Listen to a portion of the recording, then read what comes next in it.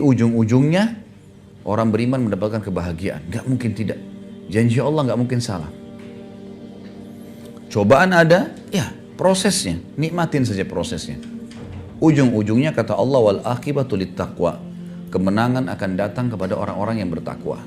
Yang penting kita berada di relnya Allah yang benar, aman. Ingat, Allah mengawasi semua hambanya. Allah tahu semua perilaku kita. Allah tahu yang disembunyikan di dalam hati seseorang. Jangan bermain api sama Allah nih. Hati-hati Bapak Ibu sekalian, Ibu-Ibu sekalian. Jangan menganggap konyol Allah nggak tahu. Oh karena suami saya nggak tahu ya sudahlah. Nggak ada ceritanya. Allah mengawasi. Kita punya Tuhan yang satu. Allah. Suaminya ibu punya Tuhan satu Allah, ibu punya Tuhan juga satu Allah. Anak kita punya Tuhan satu Allah. Hewan yang ada kucing di depan rumah yang kita tendang, Tuhannya juga satu Allah. Allah Maha Adil akan menghukum siapa yang salah. Bukan kita yang hukum, Allah akan hukum. Gak usah khawatir. Saya kasih contoh riwayat supaya bisa direnungi. Nabi Musa alaihissalam satu hari waktu di Tursina, di bukit Tursina, beliau sambil menunggu selama 40 hari kitab Taurat turun, ada beberapa kejadian-kejadian besar di situ. Di antaranya Musa alaihissalam pernah meminta agar di hari ke-37 menunggu di Tursina agar Allah memperlihatkan dirinya. Lalu Allah subhanahu wa ta'ala menyuruh Musa melihat gunung-gunung yang ada di sekitarnya. Gunung-gunung yang ada di sekitarnya. Ternyata gunung itu hancur lebur karena tidak mampu untuk menampung kedatangan Allah. Allah nggak datang.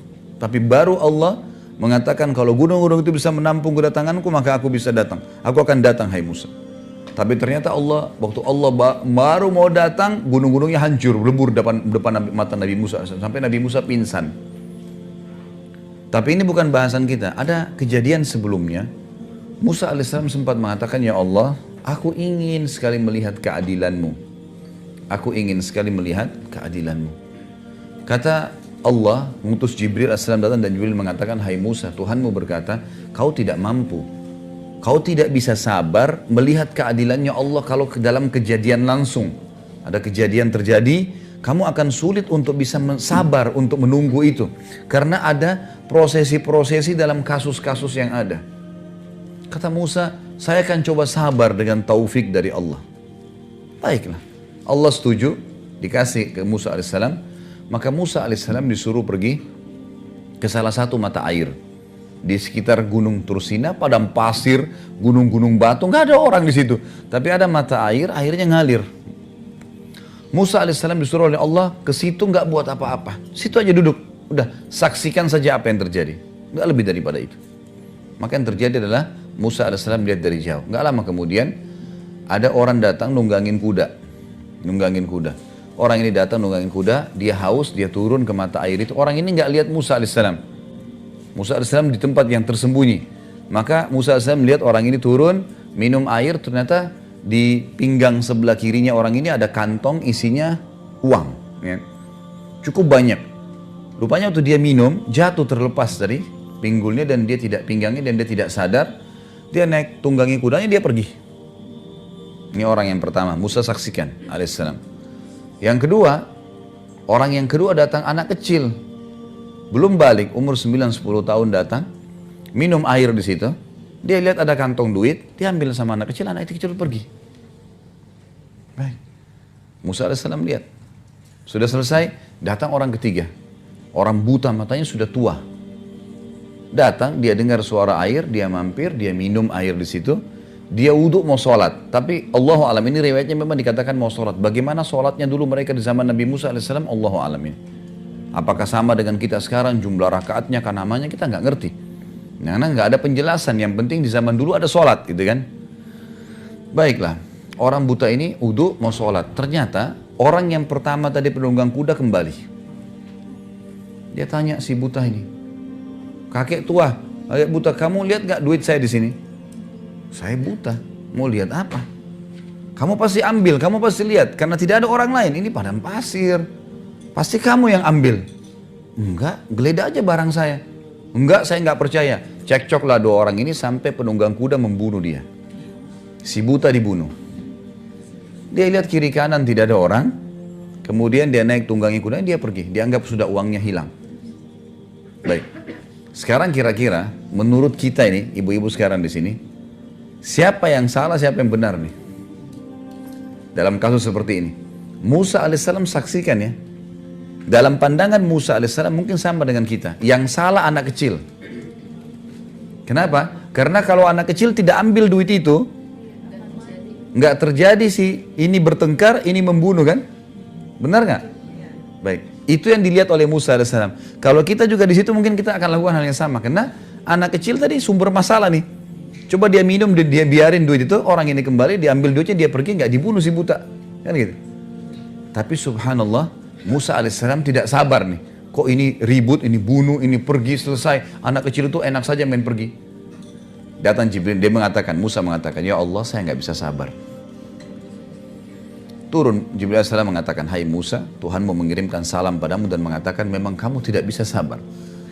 Kau tidak akan sabar. Kalau mau melihat, mau menilai keadilan Allah sulit. Baiklah, tapi ceritanya seperti ini hai Musa, diceritakanlah. Yang benar dari 3 orang itu, si anak kecil.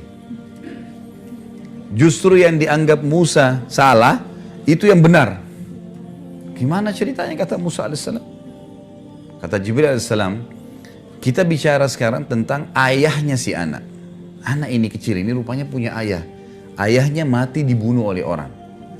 Ayahnya sebelum dibunuh oleh orang, dia pernah menjadi pegawainya penunggang kuda itu. Dan penunggang kuda itu pernah tidak memberikan gaji ayahnya si anak.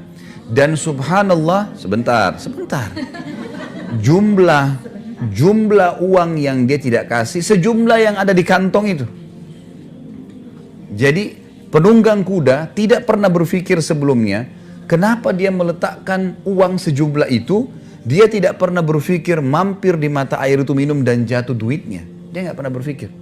Dia tidak bertemu sama si anak kecil dan tidak tahu kalau ini anaknya dulu pegawai dia yang dia tidak kasih gaji. Dia tidak pernah kenal anak kecil ini, ambil pergi.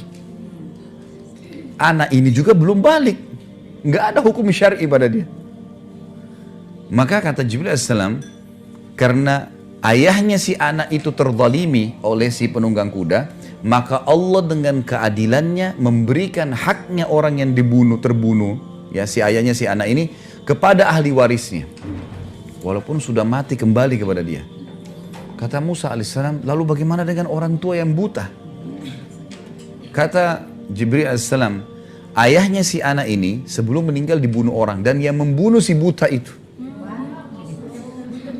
Sehingga, sebentar, tidak usah dibayangkan ibu-ibu di situ.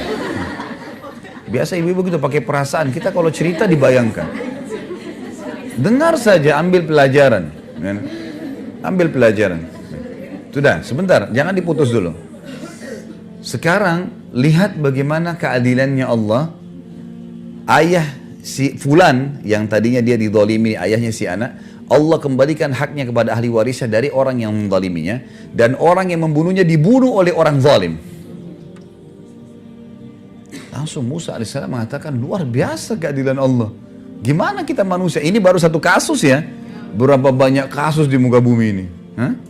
Kasusnya manusia beda, kasusnya jin beda, kasusnya hewan beda, yang sampai pada hari kiamat, kata Ibnu Katsir rahimahullah, menukil sebuah riwayat, Allah dengan kemahaadilannya nanti hari kiamat akan menghakimi domba yang bertanduk kenapa menanduk hewan yang tidak bertanduk.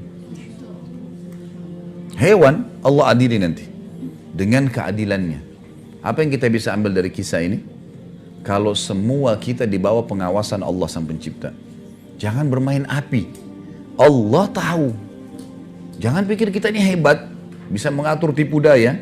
Allah Subhanahu wa taala mengatakan dalam Al-Qur'an, "A'udzubillahi minasyaitonirrajim, innahum yakiduna kaida wa akidu kaida." Orang-orang kafir, orang bodoh ini yang banyak berbuat segala macam penipuan dan seterusnya, mereka mengatur tipu daya. Kata Allah, dan aku mengatur tipu daya. Allah punya cara. Bukankah seseorang mungkin di antara yang hadir sini mungkin pernah mengalami, kita pernah menyembunyikan sesuatu. Allah bongkar dengan caranya dan kita begini, kok bisa ya? Jangan berpikir, oh saya bisa rahasiakan. Allah punya cara. Ada cara dibongkar dengan caranya Allah SWT. Jangan bermain, jangan main-main macam-macam nih. Kita sendiri Bapak Ibu sekalian, kita ini cuma tugasnya menjalankan sesuatu. Misal makanan, sudah ada siap sayurannya, sudah ada air hujan yang turun, sudah ada semua. Yang mengukur kadarnya labu sebesar itu, timun sebesar itu, warnanya, sang pencipta Allah. Kita tugasnya cuma tahu, oh ini timun, oh ini labu, oh ini, kita tinggal beli, masuk, campur makanan, masak. Yang kasih juga ilmu kita, ini ada garam, ini ada air, dimasak dengan api. Ya, ini semua Allah yang ciptakan, nggak ada pencipta lain. La ilaha illallah.